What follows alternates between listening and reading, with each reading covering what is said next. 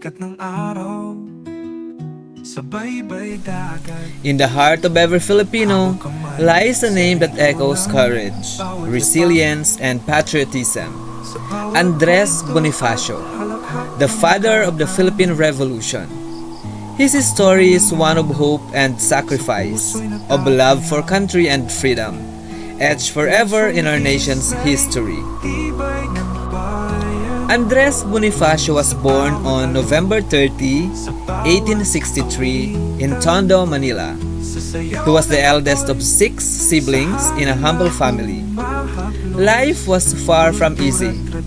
At the tender age of 14, Bonifacio was orphaned, forced to take on the role of provider for his younger siblings.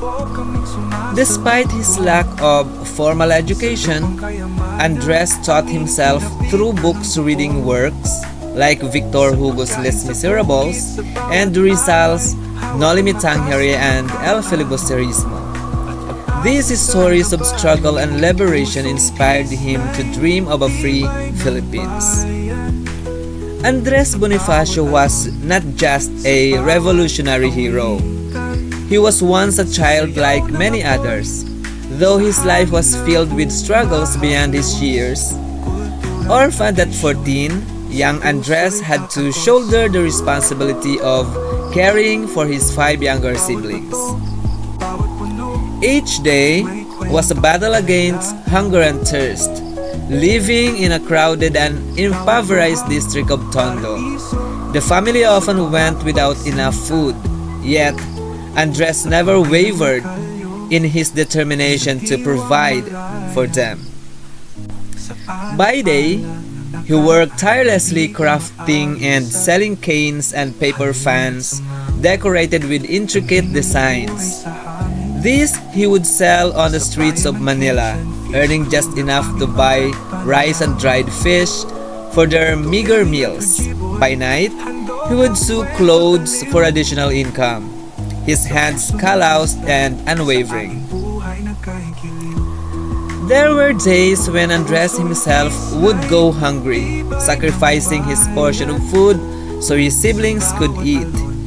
He was their pillar of strength, teaching them to read and write whenever he had a chance, knowing education was their only hope for the better future. Despite their poverty, he instilled in them a sense of dignity and resilience. He found joy in the little victories, earning a few centavos, feeding his family for the day, and keeping them together amidst life hardships. His thirst for knowledge soon turned into action. In 1892, Bonifacio co-founded the Katipunan, a secret society that sought to overthrow Spanish rule. Under his leadership, the Katipunan grew in strength and number, uniting Filipinos in the fight for independence. The cry for revolution rang loud and clear in 1896 during the cry of Pugad Lawin. Bonifacio and his followers tore their cedulas, symbols of Spanish oppression, declaring their commitment to liberty. As Supremo of Katipunan, Bonifacio led with unwavering courage. He envisioned not just freedom from foreign rule, but also a just and equal society. The Philippine Revolution was not just a fight, it was a fire ignited by the collective yearning for freedom. Under Bonifacio's leadership, the Katipunan became a symbol of hope for the oppressed. Armed with little more than bolos, bamboo spears, and sheer determination, the revolutionaries faced a powerful colonial army. In the early battles, like the siege of San Juan del Monte, Bonifacio stood at the forefront, rallying his fellow Katipuneros with cries of kalayaan. Despite their lack of weaponry, their courage was unmatched, driven by the dream of an independent nation. But war brought with it unimaginable hardships. Many Katipuneros fought barefoot, their stomachs empty. Families were torn apart and homes were burned to the ground. Yet, amidst the chaos, the revolutionaries found strength in unity. They shared what little they had: food, weapons, and the will to fight. Through victories and losses, the Katipunan became more than an army. It became a brotherhood, a testament to what Filipinos could achieve when united by a common purpose. But the revolution faced internal struggles. Tensions between Bonifacio and Emilio Aguinaldo's faction grew. While Bonifacio sought unity, political rivalry and power struggles fractured the revolutionary movement.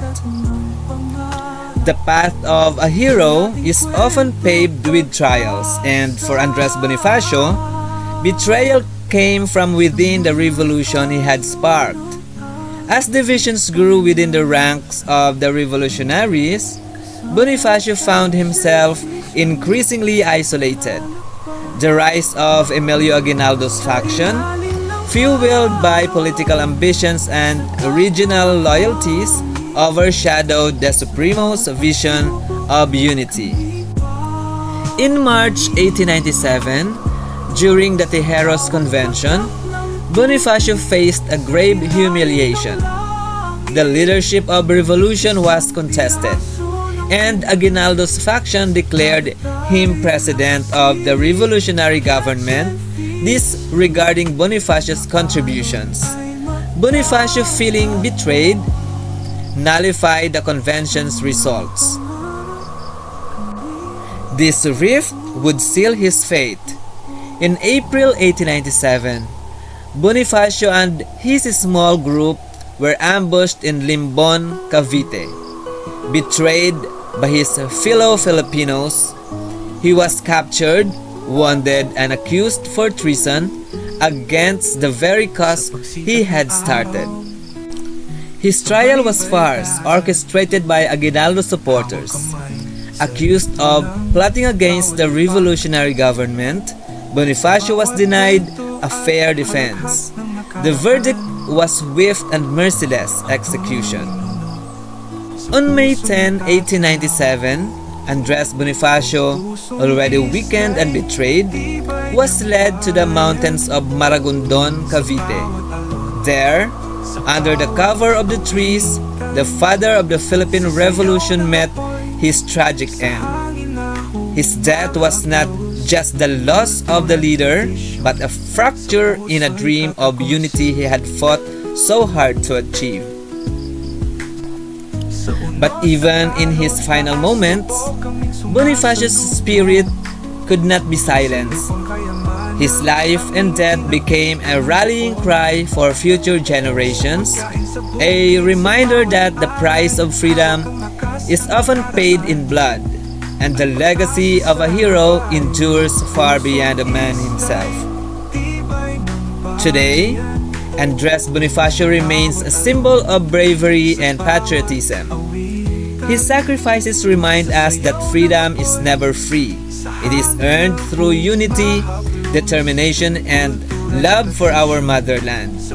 Let us honor his legacy, not just by remembering his story, but by embodying his courage and principles in our own lives.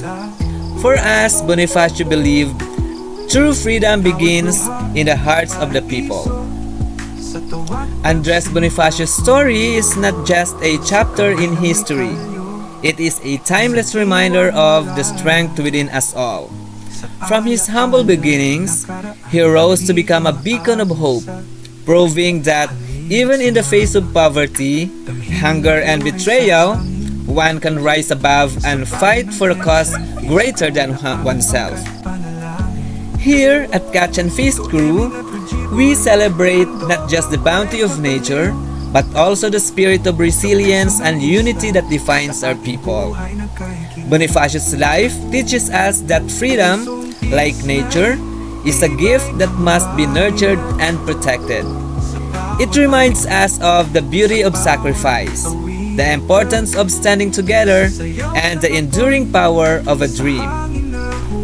This Bonifacio Day, Let us honor his legacy by living out the values he held dear. Let us teach our children the lessons of courage and compassion, of love for our country and its people. Let us remember that heroes are not born. They are made through their deeds, their sacrifices, and their unwavering hope.